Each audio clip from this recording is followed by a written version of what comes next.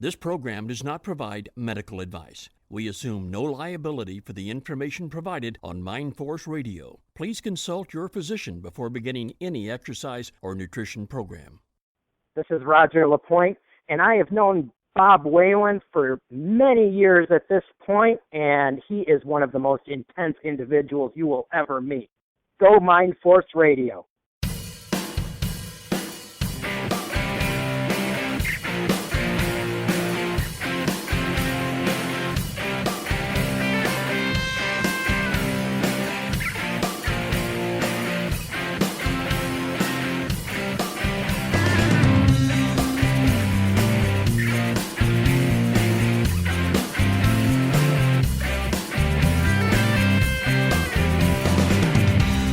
Direct from Mind Force Radio, this is Natural Strength Night with Maximum Bob. On Natural Strength Night, we don't talk about the other things Bob likes to talk about. Tonight, we only talk strength training. When I say strength training, I don't mean training like punk-ass goons in the muscle magazines who jacked up on juice, steroids, and PEDs. I mean natural strength. Strength built on good food, heavy weights, and no shortcuts. If you want to learn about real natural strength, weight training the right way, the old school way, stick around. Bob and his friends just might teach you something. He's here, the host of Natural Strength Night, Maximum Bob Whelan. Tonight you're in for a real treat. We're going to pick the brain of a physical culture legend, Mr. Dick Connor. Dick is a regular on the Natural Strength Night podcast, and people can't seem to get enough of him because he knows his stuff and he tells the truth. As a coach, he is like the John Wooden of natural powerlifting. If you live anywhere near Evansville, Indiana, you got to go get a workout from Coach Connor. He is still at the pit several days a week. For more information, visit the website, thepitbarbellclub.com. And welcome back, Dick. Good to hear from you. What about that new sign you were telling me about? You told me how they're putting this big highway sign at the pit, and they're going to put all the people's records on it. I think that's a great idea. Yeah, I don't know, how far I can go with explaining it because I don't know, but they got some tremendous ideas. It'll be a really attractive place to guys that like to lift, and there is a lot of records at the pit that are on the wall, and they're really working in that direction as they open this second place, the pit, in another area, which is going to be equipped in. I seen some of the other equipment the other day, and I was amazed. But yeah, their idea is to use this modern technology to, if you go in there and break a record, and for instance, Bob, like they got a one-arm chin record, one-arm pull-up record. I mean, and they got all kind of records there on the walls that's been there for years and years. And if you would go in there and you're a member, you got to be a member, and you break to do the one-arm chin, which is one arm, not the other ain't involved, then you would be put on this lit-up sign by the highway that lights up and puts your name on it, what you did. Now, whether it's going to be moving or blinking or all those kind of things, I don't know. Guys will bust their butt to be on that, but now on the highway, man, you get thousands of cars going by every day. I mean, these guys, they're going to kill themselves to be up on that thing. Yeah, it can cause even problems, and I won't get into that, but there has been some problems at the pit over record breaking and how it come about, and whether this and that, and but it's a big deal to those guys. I realize there's different type people in the world, and there's different people that go in fitness centers, strength training places, et cetera, et cetera. And the pit's different. It's not a fitness place as such, although they have that too. But mostly it's a strength training, and it attracts those kind of guys. But it's going to be something different, I suppose. I mean, there may be some place else like that. I don't know. You might hear from them, in fact. But yeah, records are a big deal at the pit. And I had a guy yesterday. He's broke a couple, and his whole bent right at this particular moment is to break more of them. But one of them's a beer barrel. He happens to be he drives a beer truck, and he says, I handle them barrels all day long, But anyway, he's going to go for that record, which is not easy one. I got some good listener questions for you. The first one, if you were just starting to lift weights today, what key things do you wish you would know about training? Yeah, well, when you get old, and I'm almost 77, and some people say, well, you're not that old, and other people say, man, you are old. So depends on how old you are if you call me old. But I'm old and realize it, and you have a tendency in your life to look back, and maybe it ain't good. I don't know. But I remember when I was young lifting weights, I always wondered how many sets was the right way to lift. Was it 4 sets? Was it 3 sets? I tell you, to be honest with you, when I first started training, I had very few people that tried to tell me that 1 set was enough.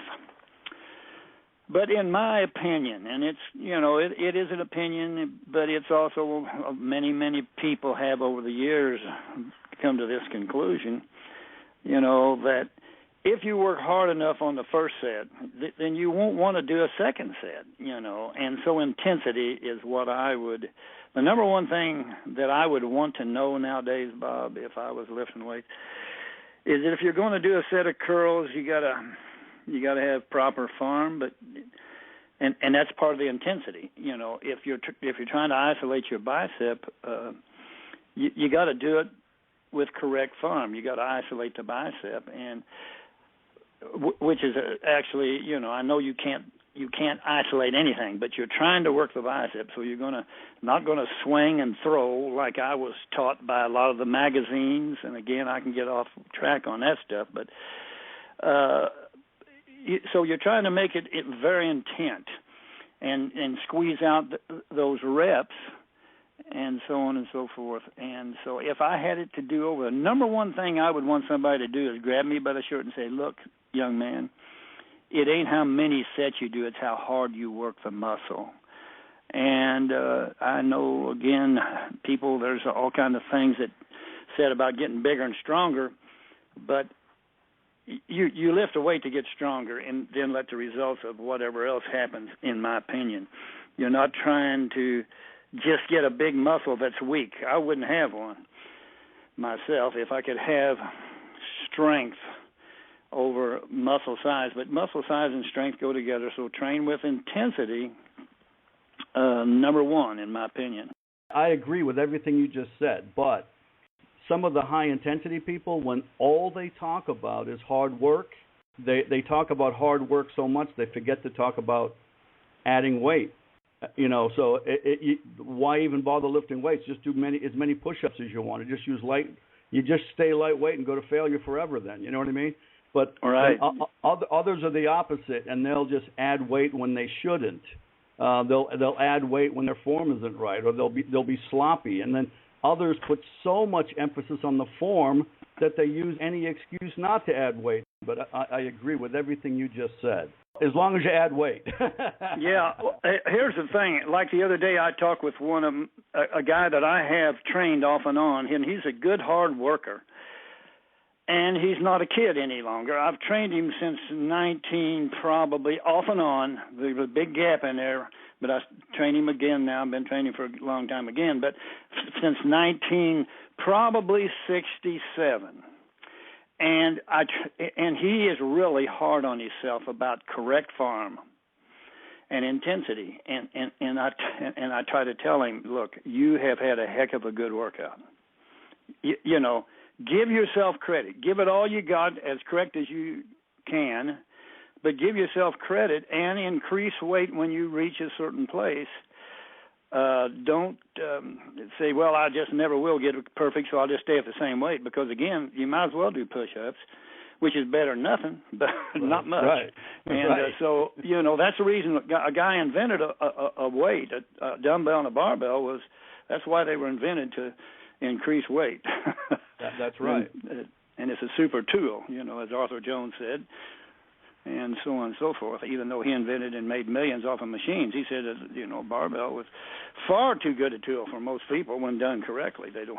So intensity, it does include a lot of things, but I wished I'd have known then what I know now about it. This is another question, the difference between compound and isolation exercises. Again, when you're working around more than one joint, that's a compound exercise like a leg press or a squat, deadlift. Those movements that work around more than one joint are compound and give you more results. But I also don't do away with certain movements that are isolation, work around one joint. I don't think they're bad. I think some people use them wrong. I think the leg extension will, as Arthur Jones, quoting Arthur Jones again, add a little bit to your legs more than if you didn't do it. But it's done so incorrectly by so many people, throwing the thing up and jamming it at the top. And then they blame the exercise for the knee problems that it brings around. But isolation exercise, and I can always quote somebody. I've been corrected before on people say, "Well, quit using somebody else's." Well, I don't know what else to do because people influence me like they do you. And Leo Stern kind of would get on your case. The guy that trained Bill Pearl, he would get on your case about, well, there ain't no real bad exercise. It's how you do them. But in most people's case, they need to stick with, here again we're going to an opinion, and based on what I've seen over the years, compound exercises will build more size and strength. And you don't need to do many of them. Again, there's only 6 or 8 or 10 exercises. Everything else is kind of a overlapping same thing kind of thing. You're doing the same thing over and over.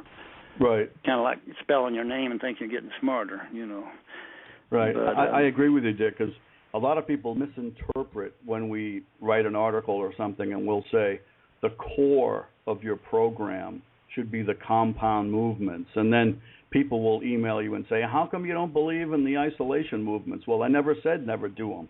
I said the core of your routine should be the compound movements. So, just like you just said, if you work hard on 5, 6, 7, whatever, 4, if you work hard on the compound movements, you're not really going to want to do too many isolation movements. So what I usually tell my clients is the compound movements are the main meal. And when we get through with that, if there's time for dessert, and if you feel like having dessert, we can throw in a few isolation exercises. If you're not too tired and you do all your squats and you do all your military presses and you do all your everything on the menu that we were planning on doing, and you did it, and usually it's the young people, because the older ones they don't want to do anything extra. But if the younger ones did everything, then they can do their curls, they can do their leg extensions, okay? But they're not. The key is you don't skip the compound to make the isolation the main part of your workout. You're right, and there's just some satisfaction even in guys. Again, I'll mention the same guy that I just talked about. I trained since the '60s. He don't need a lot. You don't need to isolate his tricep or bicep, but he wants to do one set of a tricep on a workout, and he wants to do one set of a bicep. And I don't, I wouldn't argue against him at all, because there's a great satisfaction. I tell you, I've said it before, and I think I repeat everything I say. Somebody else has already said, except I don't hear very often that's the love of weightlifting. There's a love between a guy that really likes to lift weights, or a woman and man, either one. I say a guy or a girl. If you really like to lift weights, there's a tremendous satisfaction and there's something, that it does for you. It really does, more than just make you stronger. It's almost spiritual. It makes you just feel better all over.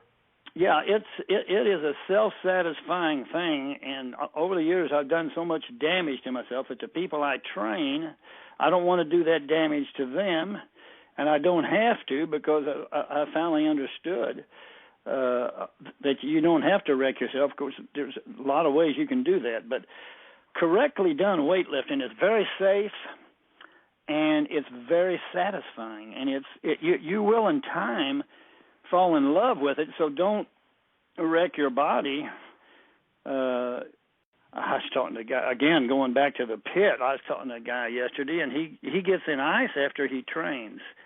And I think, well, that takes a lot of courage to ice your whole body down, but pro football players do it, so he's a power lifter, and I think, well, he will probably prolong his career. And I realize how much he loves what he's doing. And the owner, Pat Tying, he's not a teenager anymore, and he's been around for years, and he loves you can just watch him lift weights and tell he loves it. So, a guy wants to think about that part of weightlifting, too. It's really something that some people really love to do. So don't wreck your body by, in my opinion, jerking and yanking on weights. And I know that gets to be controversial too, because I know what's going on out there in this day and age. Right. Yeah, the next question, Dick, is it ever proper to round your back when doing squats or deadlifts? No, it's not. And yet I've had guys that I trained, and when they go to a powerlifting meet and even at other times round their back, but it's never proper, and again, it's easier for some people to keep a flat back. The short back, long-legged person can keep the back flat much easier, and it's never proper. You're putting tremendous force on that joint, or whatever word you want to use, but it is not healthy, and over a period of time, you may regret it with deep regret that you've done the damage that you can do your back. Again, if you don't have somebody that knows what they're doing when it comes to teaching certain lifts, then there is some tools nowadays. And, of course, a hyperextension's been around forever. It's a great back exercise if done under control. It's just a tremendous tool. And so I don't like to advise people to do, be honest with you, deadlifts, even on when I used to write, although I did, because the truth of it is it's a tremendous movement, builds a lot of strength, but it has to be done correctly. Of course, the trap bar probably is the best bet. What about the hammer deadlift? If you have older clients, like over 50, and they're just starting out on training, would you start them out on the hammer deadlift or have them not do deadlifts at all? Well, I have guys use the hammer deadlift, but mostly young guys. I train what I think is an exceptional high school football player, and we have him do it. And but we've also got other pieces of equipment where we don't have to use that machine, although it's relatively easy to teach. But between the trap bar and the hammer strength, it seems to me that I can almost teach the trap bar easier than I can the hammer to keep a flat back. Again, it took me years to realize that guy with that short back, I was watching a guy yesterday who's in his 60s do the hammer deadlift, and he almost had stiff legs, but his back was as flat as it could be. I was just amazed at watching him, how flat he kept. I wasn't training him; he was trained himself, but I used to train him, and he just keeps a perfectly flat back. So it's never appropriate to round your back. It's not worth it. And if you think you got a deadlift, you might get somebody to tell you the truth about that back, because you really need a personal trainer to do a deadlift, and he might have to be so honest with you. He says you weren't born for it. So that's just my opinion. What are the best assistance movements for a power lifter? Well, it's really not a lot different than it is for a guy who just basically is training for strength or for a bodybuilder. You know, it's you got to do, again, the compound movements. Over the years, I've changed somewhat. I was reading a Hard Gainer the other day, and I like to get reminded of stuff myself, you know. I like to get told, you know, and I still train a couple of powerlifters. Again, I've tried to get away from it. Now I'm going to probably get back into it a little more, because the older I get, now I want something to do that I like to do. More than, you know, just doing it because, you know, you're in the business. So I'm probably going to pick up on a couple more powerlifters. Powerlifting, again, it's how you're built to start off with. Here's my opinion. If you got a long torso, you're built for Olympic lifting. If you got a short torso, you're built more for powerlifting. But, you know, if you learn how to do the wide foot deadlift, if you learn how to do the sumo deadlift, then, and that's the deadlift you do if you have a long torso. And if you have a short torso, do the closed foot deadlift. But again, you know, a row and a pull down are, you know, those two movements are upper back movements, bicep movements, forearm movements. They work a lot of muscle. And so those two movements almost absolutely have to be somewhere involved, some way in a powerlifter's training, because a powerlifter, if you've been to many powerlifting meets, and it isn't that necessarily that those guys trained right, but if you've been to very many powerlifting meets, you'll see some tremendous backs. I mean, some of them guys' backs just are really something. And it wasn't because necessarily they done a deadlift, or they done a compound, or they done a row, or they done a pull down, or what have you.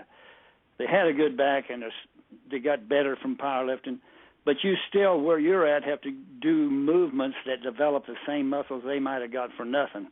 So you got to understand, gifted guys become good at something, but if you're going to be good at it. And then, of course, you got a bench, and you got to do some kind of overhead press, or, again, I know it's an isolation movement, but I believe in the lateral raise if you do it correctly as a movement, but also the rear delt. You need to work the rear deltoid. Explain what you mean, because you just said if you do those lateral raises. Explain what you mean by correctly.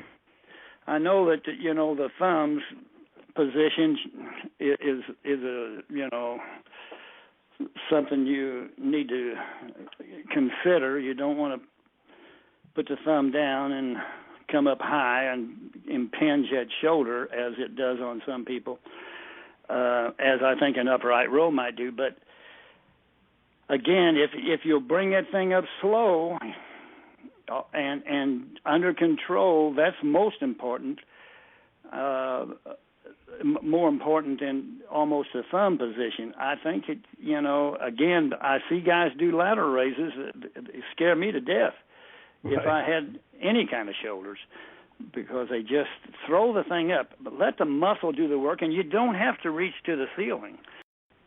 The four upper body exercises would be a row, a pull down, a press, and a bench press. You got to do a bench press because that's part of your movement. But I was going to say something I didn't. I don't like to train the lift itself. I don't like training the lifts themselves with high reps anymore. I used to do that with guys, and some guys got by with it, but I think other guys paid a price because I think you can lose your technique too easy. So 3 to 5 reps, and primarily 3 where you cycle. Build your strength with your assistance exercises, and we just talked about 4 of them. And if you don't have some really good back machine, and there are some out there nowadays, you know, the Med-X low back is an outstanding tool, I think. There's some upright hyper machines that are out there that are real good. But if you don't have those, the hyperextension has to really be a very important part of your assistance work. The rear deltoid has to be worked because the shoulders take a beating. You know, they face down on a bench and raise them out to the side and do them slowly. Or you can use the bands, the rubber bands stretch, you know, to the neck, but get that rear deltoid. And you got to squat and you got to deadlift. And again, I don't like to tell people to do what I used to teach, and that's I used to teach people to do pretty much a stiff-legged deadlift. But again, I wouldn't do that anymore because it's too dangerous. So... Hey, Dick, hold that thought, okay? And we'll be right back after this. We'll be back with more right after this.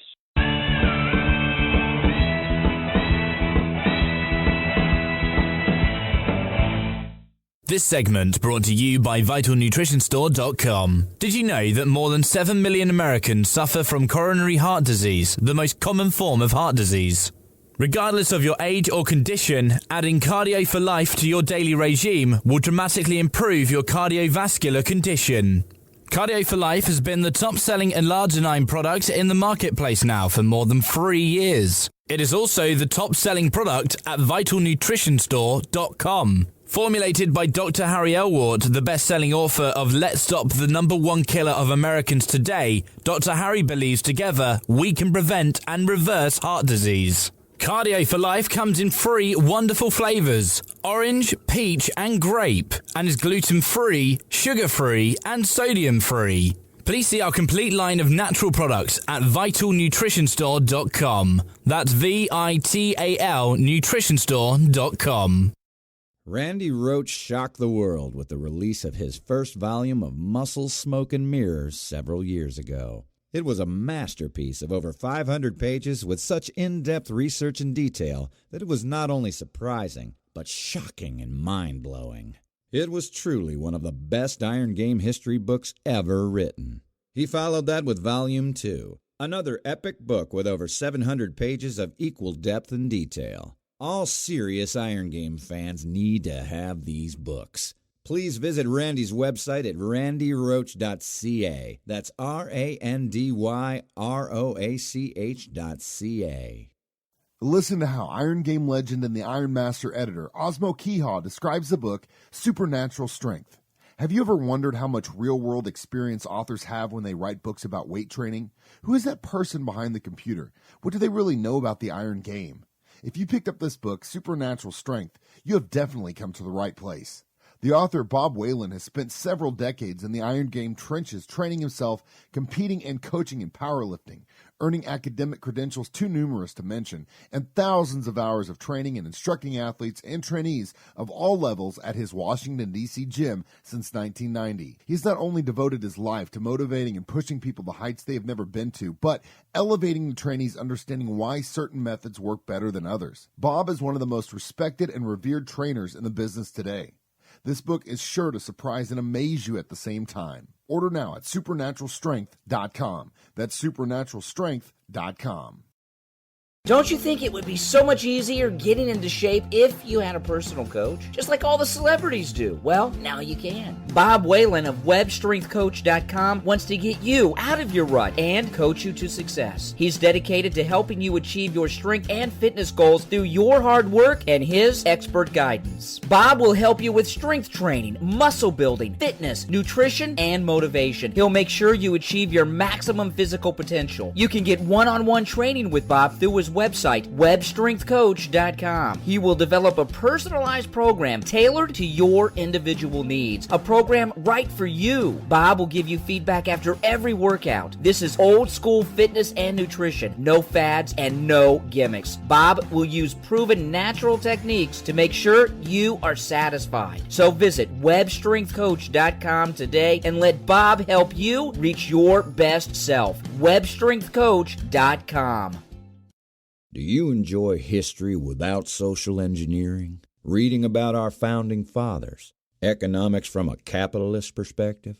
Wisdom from modern patriots? Welcome to UncleSamBooks.com, where virtues like rugged individualism, hard work, and the American dream dominate.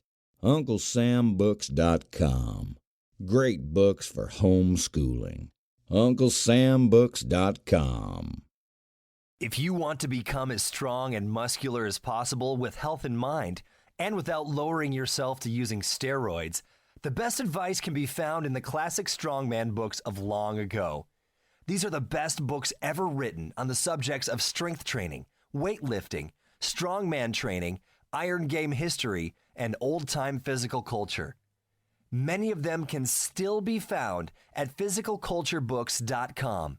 There you will find good, honest, time-tested wisdom from the great old-time strongmen. To maximize your natural muscular and strength potential, please visit physicalculturebooks.com. Listen to Ken Manny, head strength and conditioning coach at Michigan State University, describe the book Iron Nation. A masterpiece text on some of the most intriguing and compelling personal stories, Iron Game history, and gut-wrenching training routines ever put to paper. If you truly love hard training without all the frills of pomp and circumstance so common today, you will love Iron Nation. Written by lifters for lifters.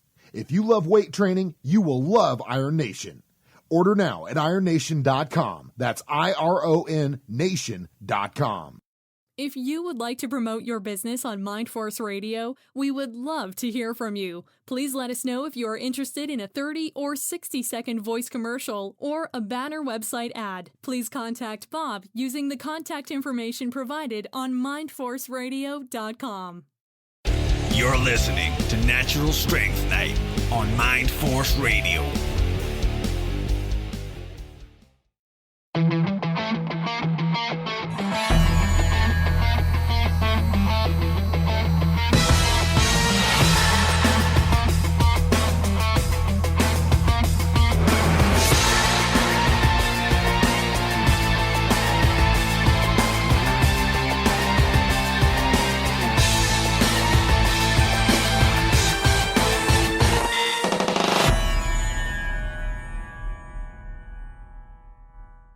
Before the break, we were talking about assistance exercises for a power lifter. Is anything else you'd like to add to that, Dick?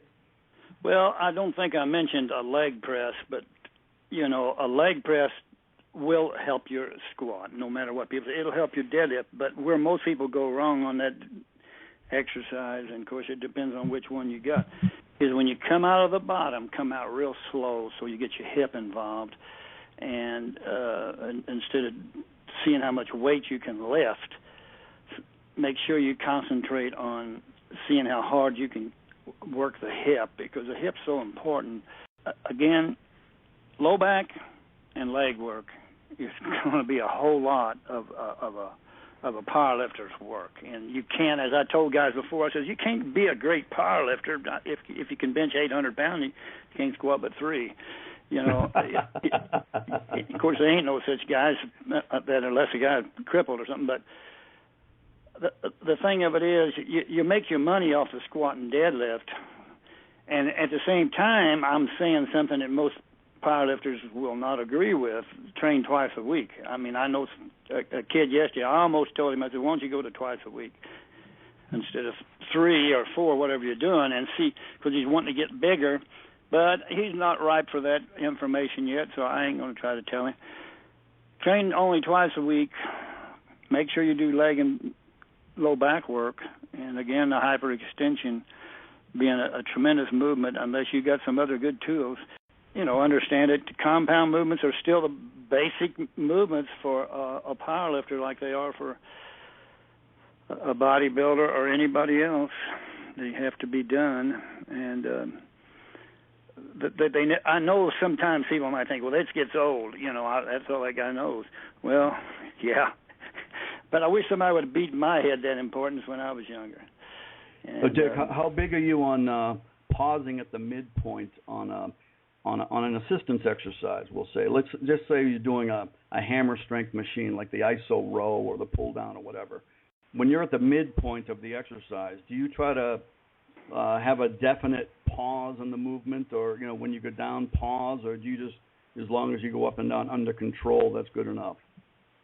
Well, we've used every variation that you can think of. Again, a good hard workout has to be kept somewhat simple. We do and have done, for instance, on the pull down, the time static contraction that you might be familiar with nowadays, where you hold the weight in about the middle position and increase weight whenever you can hold it for 1 minute to 2 minutes. I've used that a lot too. It all works. if it'll work. I ain't sure like the people really like to train like that. So, I mean, your regular repetition when you get to the bottom position, have a definite pause. All three movements, I definitely, for instance, on the deadlift, I make a guy pause. Right. Every repetition, stop, reset. Not bouncing, never, because you're going to lose your form. Mm-hmm. And even on the squat, I call it a negative squat. And the only trouble is you got to be careful doing it too much, because pretty soon that's the way you'll be doing it in a contest, where you go down and hold it, and then I'll tell a guy, okay, push, as a supplemental movement. And of course, you got to pause on the bench. You just can't kid yourself.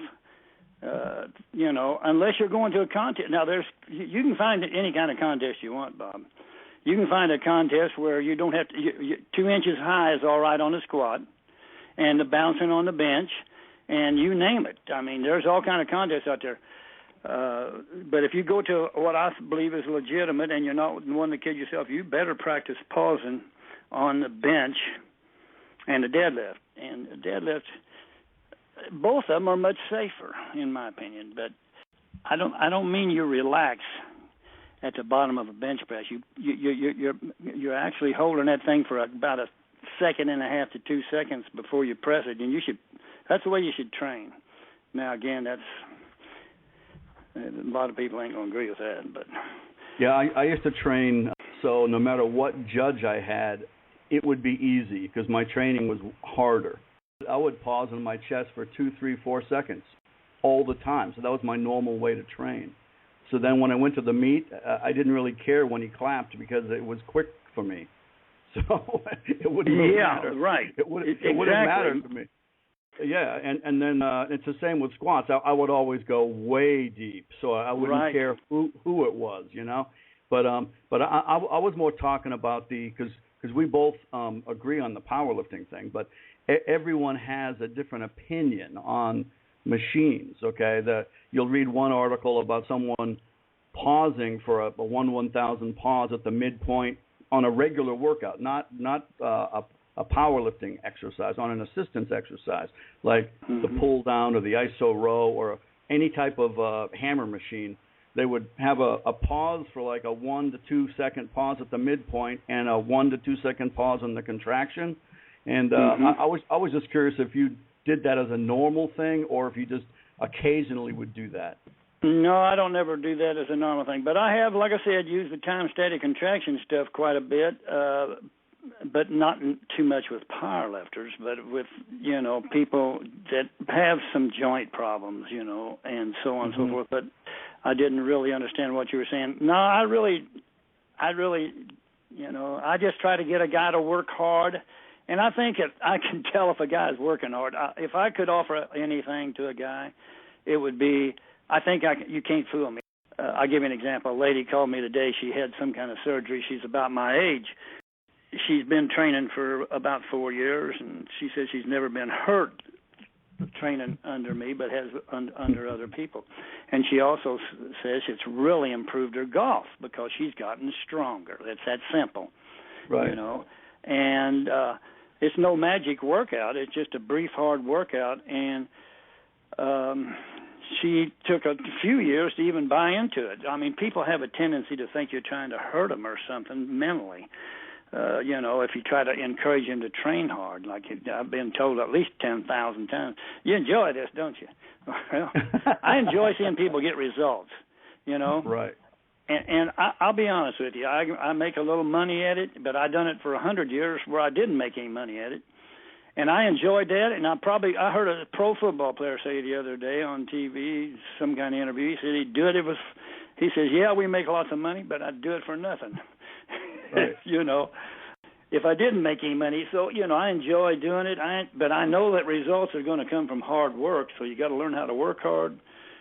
Like Arthur Jones said in that one big book, that guy from Canada, I don't know if you've read that book or not, the guy, I think he was from Canada, put together all of his writings. And he said in the back of that book, he quoted Arthur Jones as saying, I can tell you in one paragraph all you need to know, something like, just find the hardest exercises and do them the hardest way you can. If that don't work, then work harder. and do less, which was Arthur Jones. You know, that's the way he was. I was around him several times, and he was quite the character. But again, people might hear this and hear it and hear it and hear it, but it's you know, you need to. And I look back on my life, and I wish somebody would have grabbed me by the throat and said, "Look, you're training too much." And right. I wish they'd have got me to training twice a week and just training on the basic movements. And I know, again, people want to hear about something new, something super. There ain't really nothing new, and there ain't nothing super. You can build all kind of machines, but they're just still built around, as Arthur Jones quoting him again, muscle function dictates design, and all he was saying was he has to build a machine over what the muscle does. And so, you know, you got to hear these things to encourage yourself and to go back and do basic movements, and, you know, unless you just want to go in the gym to be seen. A lot of times we repeat some of the same questions every week, and the listeners send us the same questions, but these are the things that you have to hear over and over again. It's just like with us. I mean, we both have said in the previous podcast that it took us several years to listen. I mean, we were both stubborn too. Yeah, it took me years of hearing Perry Rader say it before I finally did it, you know, training twice a week. So, you know, hopefully if we say this stuff over and over again, somebody out there in their 20s is going to learn just like we did. Right. Yes, Perry Rader was one of the greatest, and I used to read other books, and I won't get into those books. But I didn't like Perry Rader's stuff because I have every excuse in the world, but probably my imagination. I imagined all kind of things about myself that, you know, and maybe I didn't want to hear some of the truth that he had to say, but my goodness, that guy he was as honest as he could be, and, you know, he took different trips himself as to what was the best way to train. But, you know, he admits his best workout as far as gaining, and he said he had tried everything, was just twice a week. And, of course, he used his squat and a couple other movements, upper body movements, compound movements to do that. And so, you know, again, I wish somebody would have told me, or better yet, grabbed me and had control of me. But that's, you know, how everybody's got that in their life, you know. And just like the information you put out about drugs, I'm trying to point guys to natural training. A good friend of mine, and maybe he'll hear this, he's a good friend, and yeah, you got to be willing to make enemies. You have to take a stand. You know, you can't just like try to be everybody's friend. I mean, you know, you have to tell the truth and not care who gets pissed off. If you're against drugs, you got to be loud about it. Yeah, you have to speak out about it, and there's more than one reason why I like it. But a good friend of mine just here in the last 2 weeks, 45 years old, and this might get to him. I don't know, and if it does, you know, that so be it. But and he's a good man in a ton of ways. But he's been using that stuff, and he had to have a stent put in all at once. He can't breathe. 45 years old, built like a just man. I mean, he'd have been Mr. America in 1956. You know, he's that well built. But I'm asking myself now, can he get off it? I'm telling you, it's as addictive as anything else. That's right.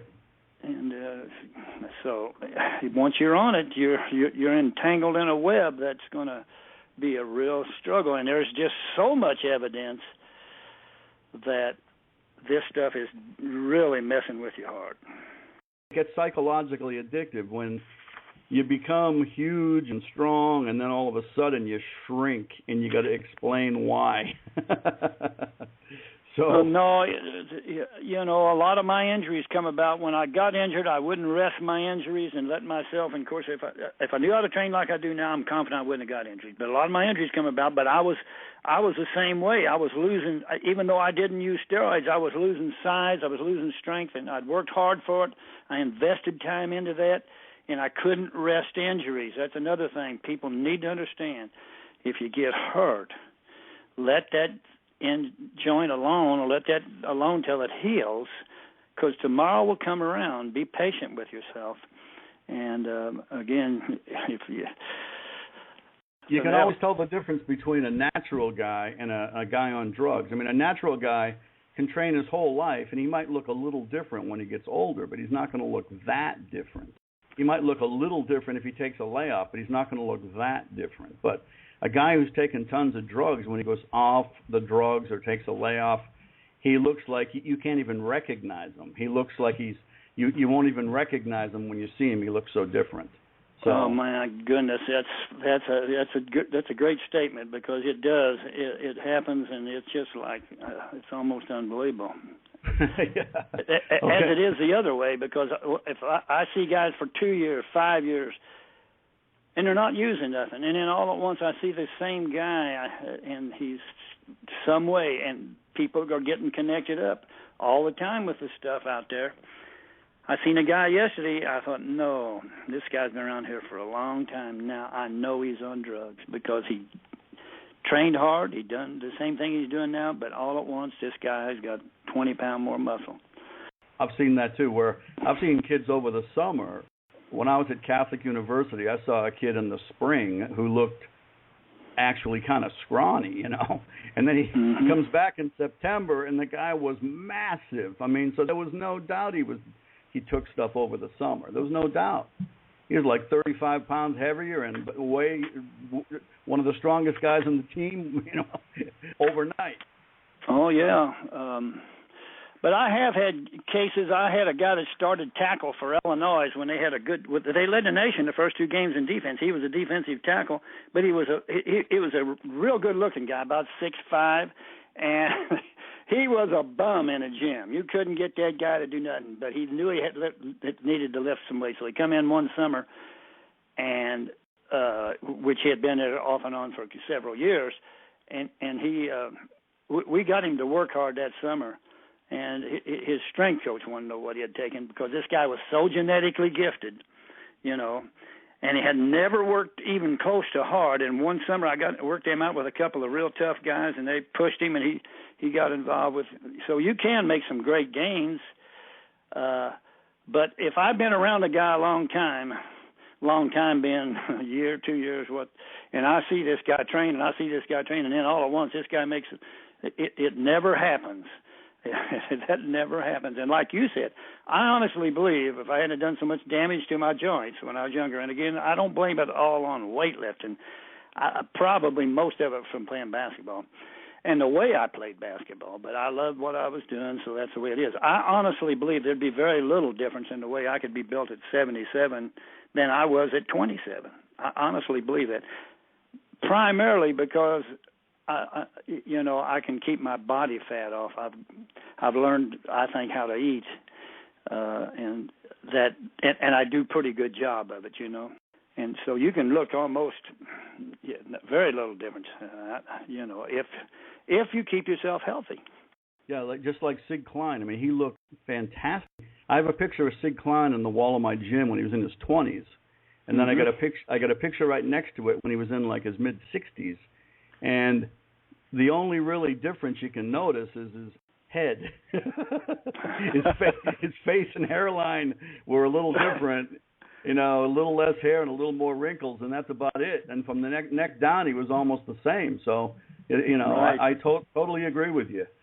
Next question. Should a competitive powerlifter always use heavy weights and low reps, even on assistance work? On assistance work, you don't never need no low reps. And what repetition scheme do I recommend then? Well, I'd recommend, and everybody's a little different, but I'd recommend somewhere between 8 and 12 to even 15 reps on assistance exercise. Now, when I'm talking about assistance exercise, you know, I'm talking about going again like the hyperextension, compound row, pull down, all those type movements. And on the lifts herself, I think I mentioned, but you know, about 3 reps. Let's say if you can squat 600 pounds, then the 3 reps with 200 sure ain't gonna be much for you. But you need to cycle that, and you need to know what your best for 3 is. Say your best for 3 is 400, then you need to, after a contest, in my opinion, now this is opinion, there's more than one way to get there, I guarantee you, I would drop back to say, and you never know when your next contest is. In a lot of cases you do, but in a lot of cases you don't. But start your recycling after a contest. And again, I might mention I'd take a couple of weeks off after a contest. But if in any case, drop back to where, let's say your best is 400 for 3, drop back to, say, 260 for 3, and start recycling it up with a goal. Again, of course, you'll have to find out when your next contest is. But your assistance movements are where you're going to build your strength. Mm-hmm. And you can build strength with higher reps. That's baloney that you got to do. That low reps build strength and high reps build something else. That ain't so. Now, I admit there's a limit to that. So you got to keep your reps within some. I'm not talking about 50 reps. I'm talking about somewhere between, even some guys as low as 5, but on the average, I would just say between 8 and 12 reps is where most powerlifters should train their assistance exercises, with the belief that these assistance exercises, and guys like Louis Simmons would call them special exercises.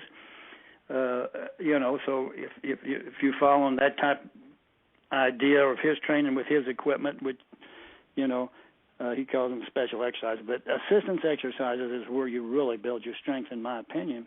And you use your 3 lifts, you recycle them and practice your skill correctly, just like you're going to go on a contest and build up, trying to beat whatever your best was before the contest before.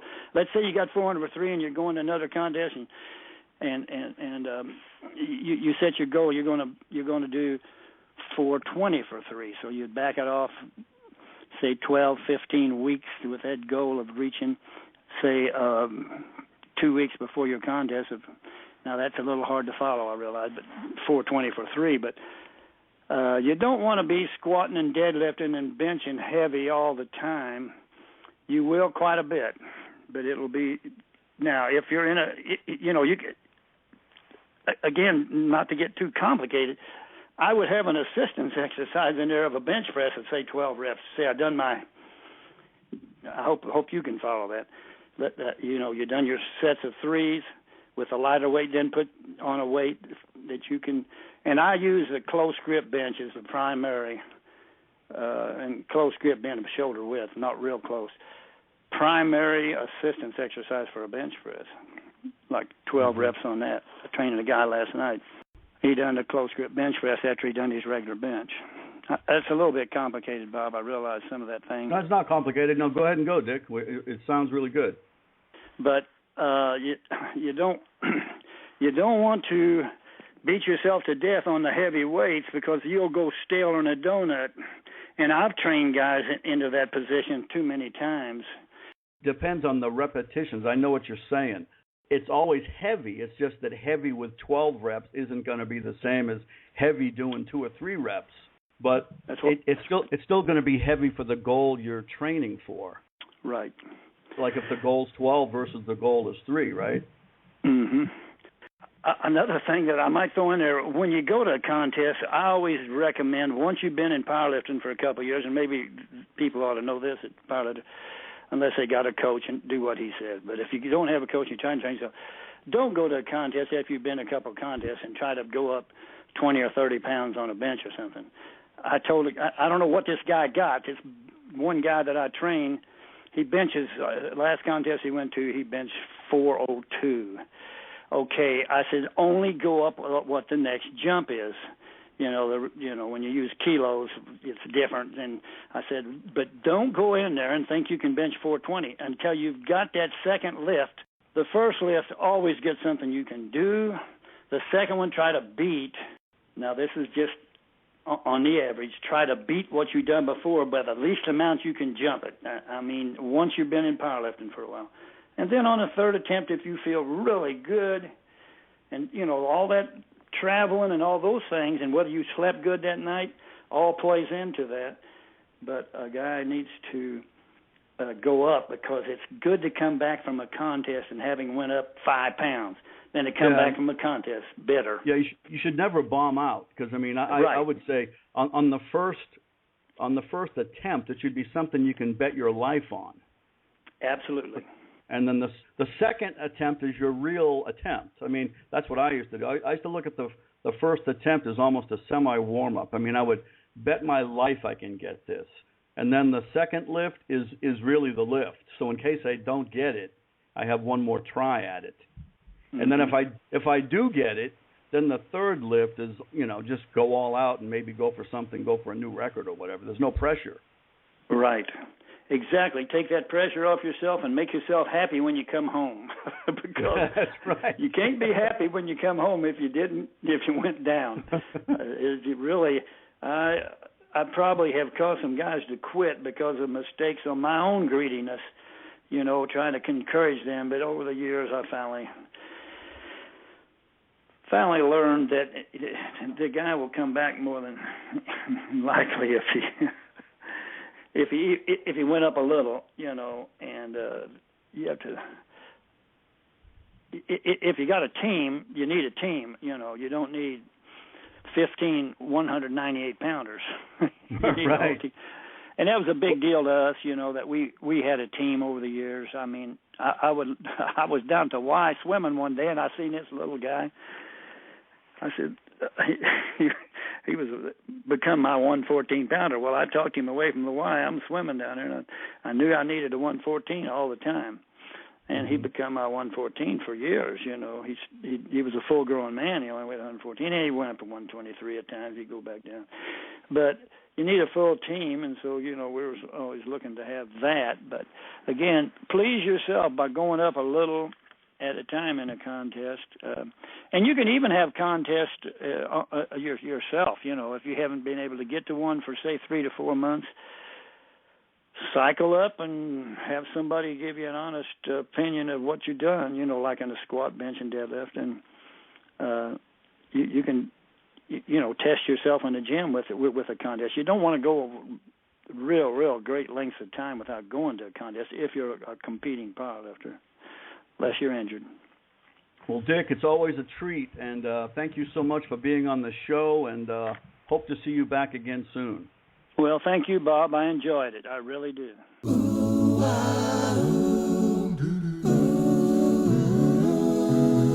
Don't be a flamingo. You have to do your squats. Don't be a flamingo. Real lifters work their legs.